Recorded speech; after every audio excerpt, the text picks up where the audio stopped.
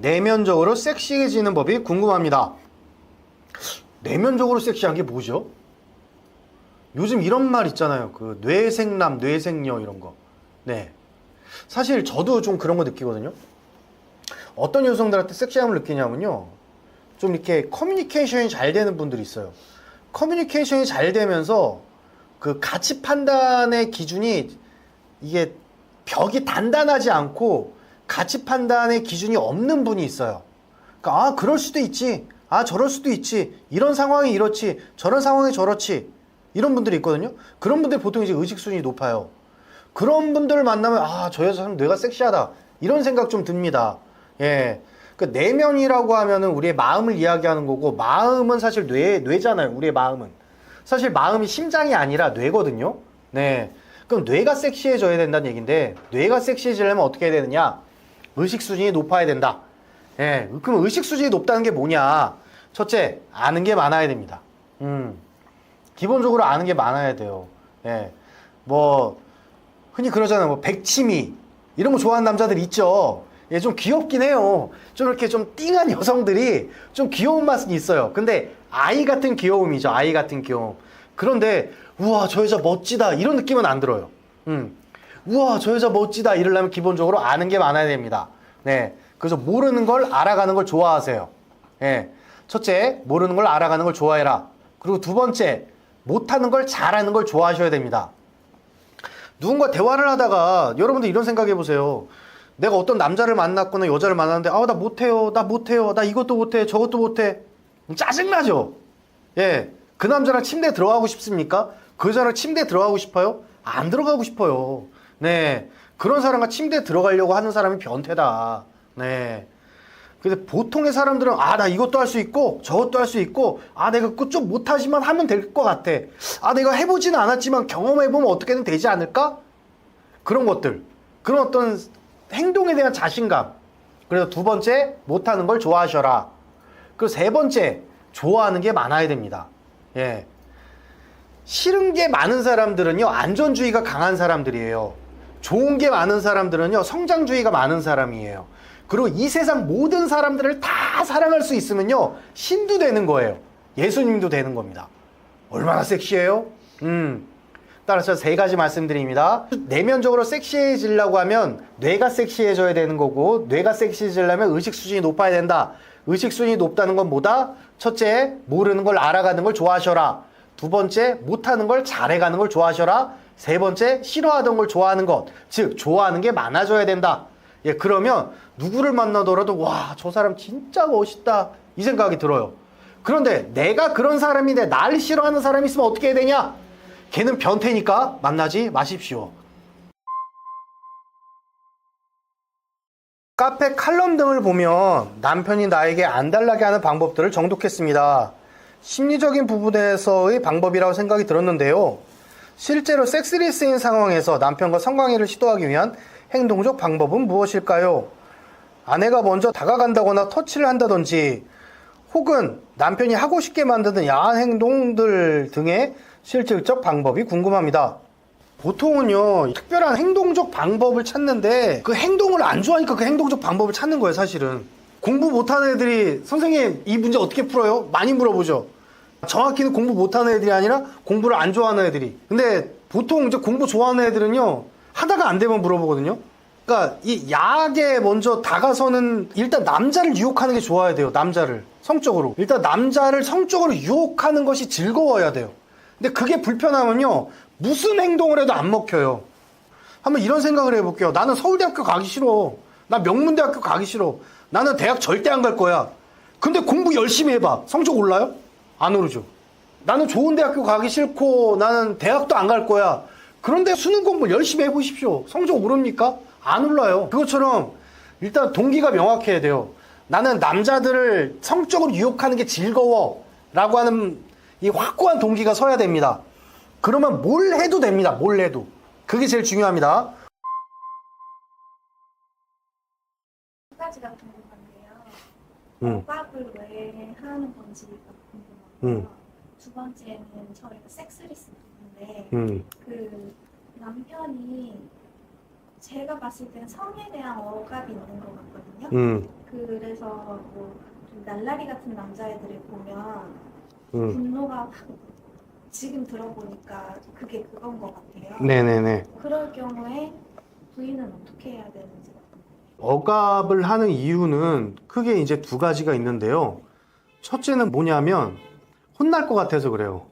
손가락질 받고 욕 먹고 나쁜 사람 되는 것 같아서. 그러니까 공격받을 것 같은 두려움 때문에 그래요. 한번 이렇게 생각을 해봅시다. 내가 꽃을 만지려고 할 때마다 나한테 전기 충격을 빡 줘. 누군가 뒤에서. 꽃을 만지려고 할 때 전기 충격을 빡 줘. 세 번째 꽃을 만지려고 하면 이거 또 누가 전기를 쏘는 거 아니야? 그 다음부터 꽃 만져요, 못 만져요? 못 만지죠. 그럼 꽃을 만지고 싶어도 어떻게 해야 돼요? 참아야 돼요. 이 시간이 오래되면은 자기가 그런 전기 쇼크를 받았다는 것도 까먹어요. 그리고 어떻게 해야 편안하냐면 꽃 이거 나쁜 거야. 이렇게 생각해야 편안해요. 또는 꽃을 만지면 큰일 나. 이렇게 생각해 편안해요.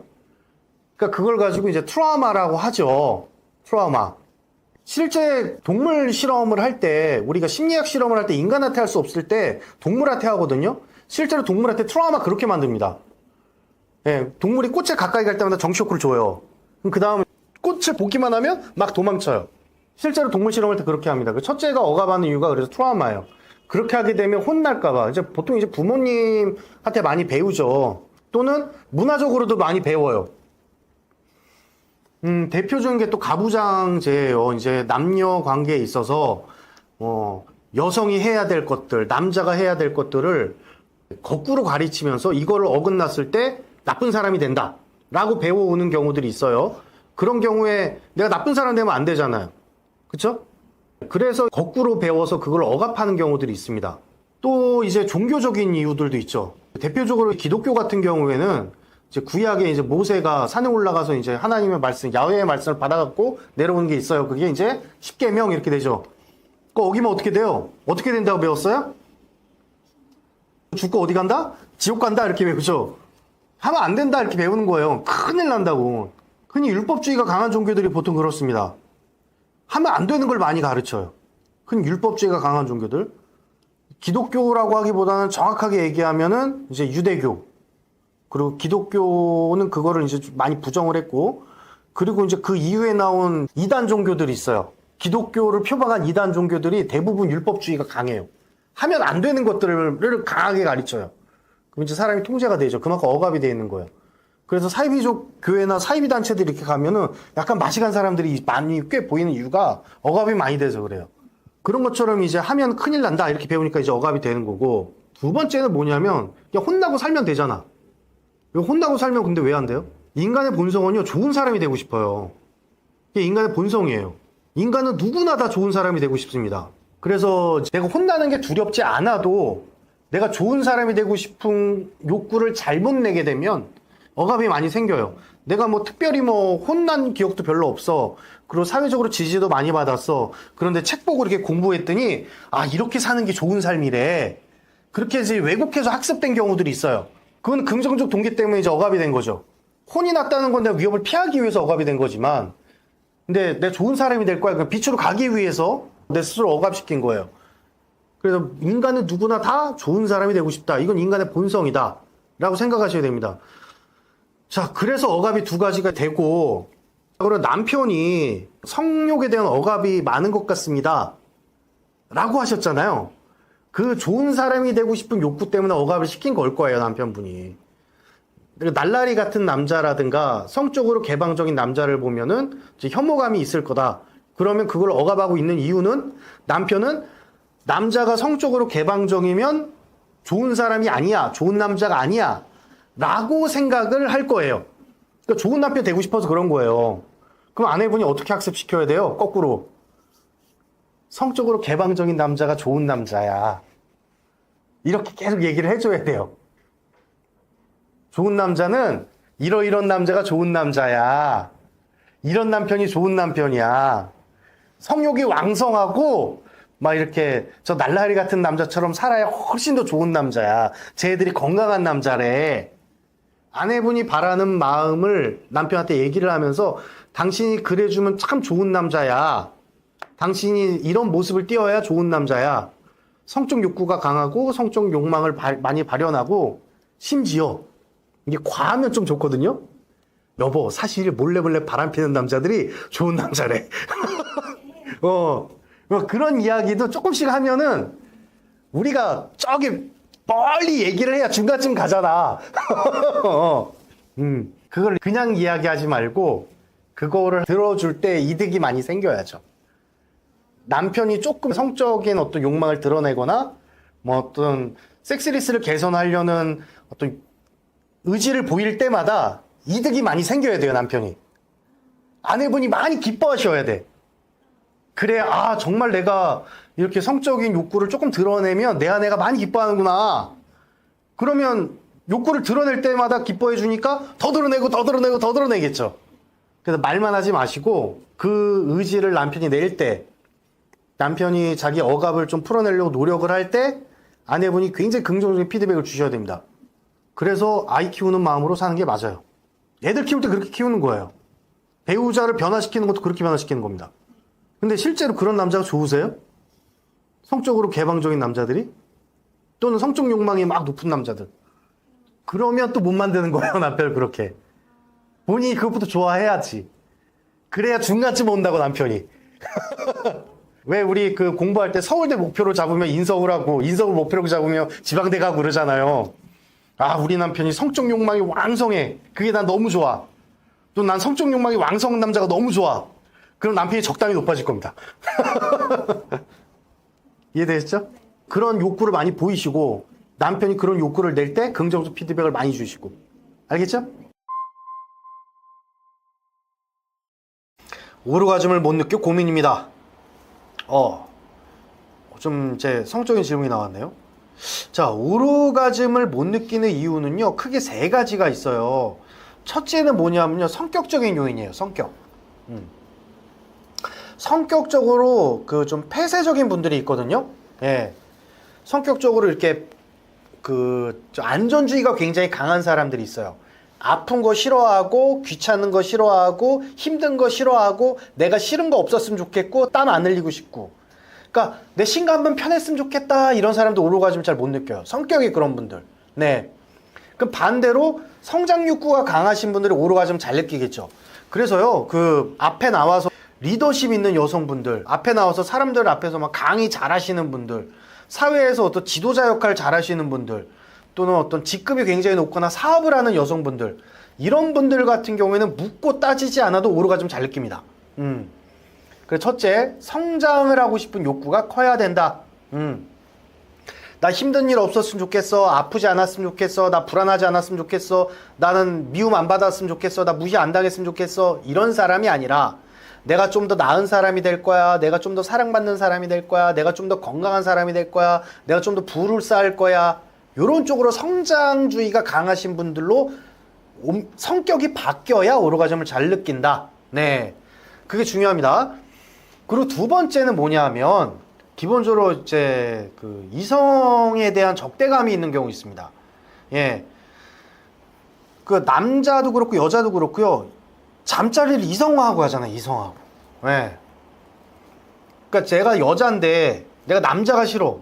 근데 싫어하는 놈하고 섹스하면 섹스가 되겠습니까? 뭐 오르가즘 잘 못 느끼는 거죠. 또는 내가 성격적으로 여자들은 남자들 앞에서 조신해야 돼. 여자들은 남자들한테 순종적이어야 돼. 여자들은 남자 앞에서 내숭을 떨어야 돼. 여자들은 튕겨야 돼. 이런 왜곡된 가치관 때문에 남자들을 회피하게 되는 경우들도 있죠. 네.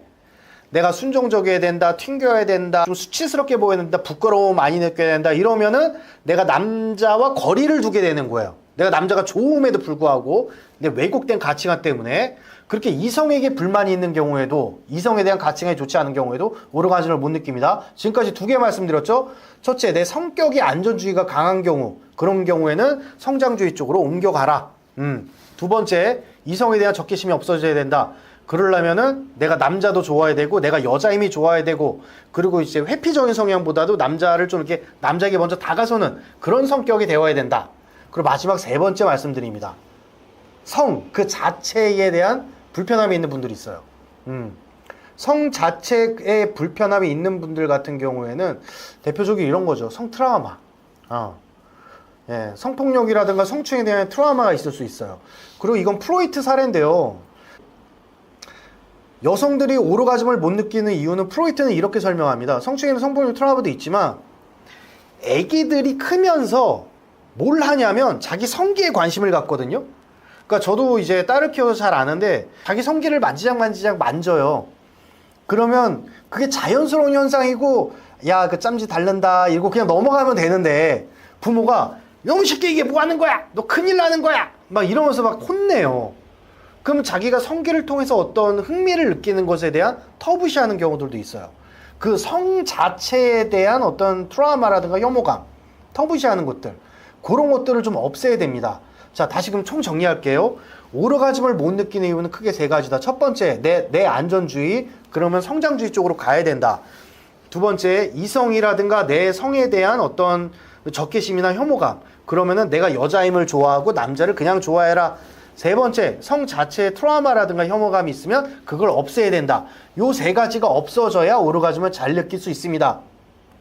자, 그럼 선생님 어떻게 없애나요? 라고 질문할 수 있으시죠? 첫째, 상담에 오십시오. 예, 심리상담 오셔가지고요. 심리치료 한 번, 길게는 2번만 받고 가셔도 이 불감증 문제 사라집니다.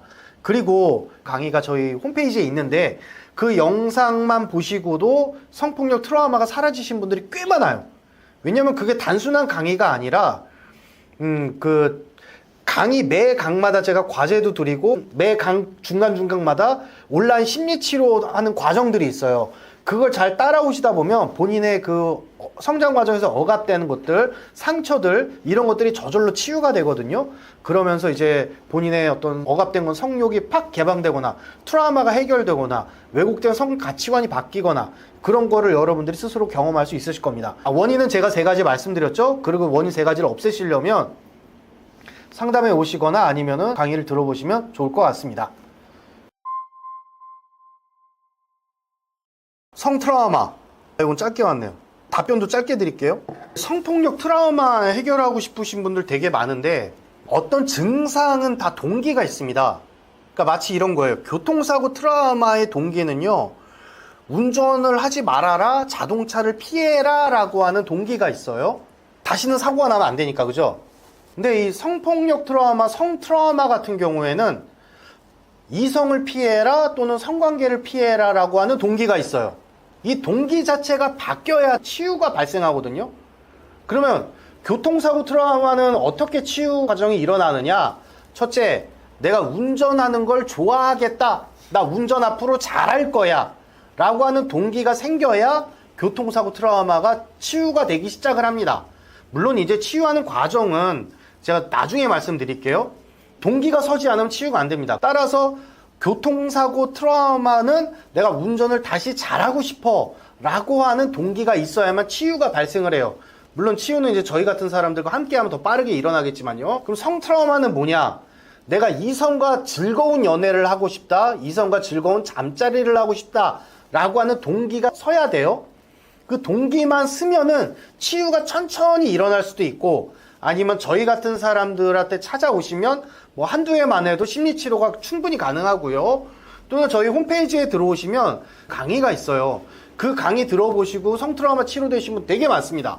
그런데 그 강의가 성트라우마를 치료해줬다가 아니라 일단 그 강의를 들으신 분들은 내가 남자와 즐거운 연애를 하고 내 이성과 재밌는 사랑을 하고 성관계를 즐겁게 하겠다 라고 하는 동기가 있었기 때문에 제 강의를 듣고 나서 치유가 된 거예요. 물론 그 강의 중간중간에 이런 성트라우마 치료하는 테라피 과정이 있어요. 그걸 하셔서 치유도 됐겠지만 일단 중요한 건 동기가 서야 된다. 그래서 지금 질문자께서는 일단 무엇부터 가셔야 되냐면 내가 이성과 즐거운 잠자리를 하겠다. 내가 이성과 더 가까워지겠다. 내가 성적으로 이성과 즐거운 성생활을 하고 싶다. 라고 하는 강력한 동기가 쓰셔야만 치유가 발생할 겁니다. 그리고 그 동기가 섰는데 내가 잘 안 돼요 라고 하시면 저희 홈페이지 들어와서 강의 들으셔도 되고 아니면 저를 직접 찾아오셔도 됩니다. 직접 찾아오시면 제가 한 해 만에 치료해 드릴게요. 이거 트라우마 치료하는 거 크게 어렵지 않아요. 물론 동기가 강력하게 섰을 때예요. 그럼 제가 한 번만에 치료해 드립니다. 근데 선생님 저는 제 트라우마 치료 말씀드리기 부끄러워요 라고 하신다면은 저희 홈페이지 들어오셔서 강의를 들어보시기 바랍니다. 종교에서는 이제 서동은 좋은 거고 하나님이 주신 선물이지만 너무 또 특별하고 소중한 곳인데 무분별하게 이제 많은 사람과 공유하는 게 아니라 특정한 사람과 나눠야 된다 이런 교육을 받았었어요. 저희 강의에서는 더 이제 개방적이 되고 많은 성을 즐길 수 있는 건강한 거고 좋은 거다 이제 또 이렇게 얘기해 주셔서 사실 혼란이 좀 있어서 이 부분을 좀 회장님은 어떻게? 제가 말씀드리는 강의에서 내용은요, 과학을 기반으로 만들어진 거예요. 인간이 삶을 이해하는 방식이 두 가지가 있는데, 첫째는 과학적인 방식으로 바라보는 게 하나가 있어요. 이제 두 번째는 어떤 신념 체계를 통해서 바라보는 게 있어요. 우리가 신념이라고 하는 건 과학과는 좀 다른 얘기입니다. 예를 들어 이런 거죠. 귀신은 있나요, 없나요? 모르죠. 과학적으로 밝힐 수가 없으니까 모른다가 답이에요. 자, 하나님은 있나요, 없나요? 모르죠. 그런데 교회를 다니시는 분들은 존재한다가 100%. 이건 신념 체계예요. 그러니까 세상을 바라볼 때 이 신념 체계를 통해서 바라보느냐, 과학적인 사실을 통해서 바라보느냐는 다른 겁니다. 예, 일단 이 두 개가 달라요. 그리고 제가 강의에서 얘기한 거는 과학적 체계예요. 과학적으로는 인간의 여성은 성적인 능력이 굉장히 높아야만 행복해져요. 왜 그러냐면 여성은 임신, 출산, 육아를 해야 돼요. 그러기 위해서 꼭 필요한 게 남자예요. 특히 인간의 여성은 다른 동물과 다르기 때문에 더 필요해요. 자, 오랑우탄 같은 경우에는 아이를 낳고 생후 7개월 동안은요, 자기 아빠도 아기를 손으로 못 대게 한답니다. 그 이야기는 뭐냐면 아기를 안고 밥도 먹을 수 있고 다 할 수 있다는 얘기예요. 근데 인간의 여성은 내 새끼 안고 직장 다닐 수 있어요? 내 새끼 안고 화장실이라도 제대로 가요? 애기 낳으셔서 알잖아. 여성들 애 낳으면 애 안고 화장실도 제대로 못 가잖아요. 그렇기 때문에 옆에서 꼭 아이가 어느 정도 성장할 때까지 지켜줄 사람이 있어야 돼요. 그게 남편이에요. 또 애 키우고 돈 벌러 못 갔기 때문에 돈 벌어다 줄 사람이 있어야 돼요. 그게 남편이에요. 그래서 우리나라 속담에 아이 하나 낳으면 온 마을이 다 나서서 키운다라는 말이 있습니다. 그런 것처럼 인간의 여성은 아이를 키우기 굉장히 불리해요. 그래서 항상 남자를 붙잡아 놔야 되는데 이 붙잡는 능력이 뛰어난 게 여성의 생명력이 뛰어난 거거든요. 그리고 번식력이 뛰어난 거예요. 내 자식을 훨씬 훌륭하게 키울 수 있는 거예요. 안정적으로. 한번 생각해 보자고요. 내가 아이를 낳는데 남편이 맨날 밖으로 돌아. 이게 첫 번째. 아이를 낳는데 남편이 귀가 시간이 막 빨라졌어. 누가 더 애 키우기 편할까? 당연히 후자죠. 그러면 내 남자를 곁에 붙잡아 놓는 능력이 뭐냐면 성능력이에요. 그래서 인간의 여성들은 성능력이 굉장히 많이 발달돼 있어요. 이게 일단 과학적 팩트예요. 자, 그런데 프로이트가 이런 이야기를 합니다. 문명이 발달하면서 인류에게 남겨진 것은 신경증뿐이다 라고 얘기를 프로이트는 해요. 인류 문명이 발달했다는 건 사실 종교와 같이 발달을 합니다. 그래서 사실 종교는 수천 년 전으로 돌아가면은 그 당시에는 정치 시스템이 없었어요. 그래서 종교적 시스템이 정치 시스템이었어요. 최초의 정치 시스템은 신정이에요. 종교 지도자가 곧 대통령이고 왕이었어요. 성경에서 대표적인 분이 모세죠. 그래서 이제 종교 시스템이 정치 시스템이었고 인간 사회를 유지하기 위한 법 제도를 만들어야 됩니다. 그게 종교적 신념이 되는 거예요. 근데 이 종교적 신념과 또는 문화적 신념이 되는 거죠. 우리나라도 조선시대 때는 성리학적 신념을 가지고 정치 시스템이 만들어졌고 문화적 신념이 만들어졌어요. 이걸 통해서 인간을 바라보고 이게 옳다라고 살아가는 거예요. 근데 이게 잘못된 건 아니에요. 예를 들어 이런 거죠. 동물의 세계에서는요, 도둑질이라는 게 있습니까? 없죠. 동물의 세계에는 도둑질이라는 게 존재하지 않아요. 그냥 가서 먹을 거 있으면 자기가 먼저 주워 먹으면 돼요. 남이 사냥한 것도 뺏어오면 되는 거예요. 근데 인간 사회에서 그러면 돼요, 안 돼요? 안 되죠. 사회 시스템이 무너지니까. 그래서 남의 것을 탐하면 안 된다라고 하는 거는 신념 체계죠. 그죠? 신념 체계예요.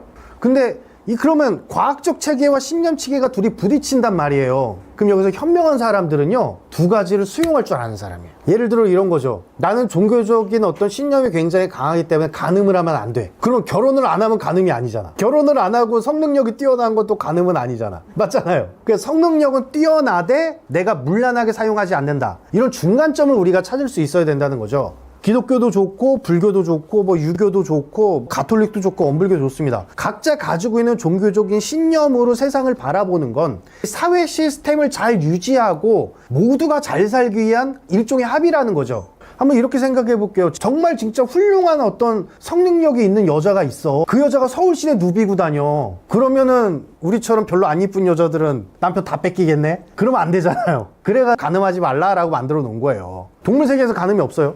동물 세계는 간음이 없습니다. 근데 그건 과학적 사실이고, 우리 사회 시스템을 유지하기 위한 문화적으로 우리가 이런 가치 체계를 만들어 놨다. 이거 우리가 합의된 약속이잖아. 뭐 기독교에서 약속을 했든, 유교에서 약속을 했든, 불교에서 약속을 했든, 또는 우리 민주주의에서 약속을 했든, 이 약속 시스템을 우리가 안 따를 수는 없다. 따르긴 따라야지만 과학적인 것도 우리가 합의를 가지고 가야 된다. 그래서 이게 현명한 사람들은 두 가지를 합칠 수 있는 방법으로 가져갑니다. 그래서 요거를 어떻게 잘 두 가지를 만족할 것이냐를 찾아야 돼요. 둘 중에 하나를 선택할 것이냐가 아니라, 한쪽의 것을 선택한다, 한쪽의 것을 버린다가 아니라 두 가지를 어떻게 하면 한꺼번에 가져가느냐라는 거죠. 대표적인 게 뭐냐면요, 부자가 되는 겁니다. 남의 것을 탐하면 돼요, 안 돼요? 안 되죠. 근데 남의 것을 탐하고 싶고 물질적 풍요를 누리고 싶은 사람들은 분명히 있어요. 그럼 어떻게 해야 돼요? 합법적으로 남의 주머니에서 돈을 갖고 와야 돼요. 그걸 가지고 좋은 얘기로 요즘은 영업력, 마케팅 능력 이렇게 얘기하는 거예요. 그게 이제 그 중간점을 찾는 사회제도 방법인 거죠. 남의 것을 탐하지만 탐하지 않는 정당한 방법. 그런 것처럼 이제 성도 두 가지를 한꺼번에 합칠 수 있는 그런 것을 생각해 봐야 된다. 능력은 뛰어나지만 남의 것은 탐하지 않는다. 뭐 이런 식으로. 아시겠죠?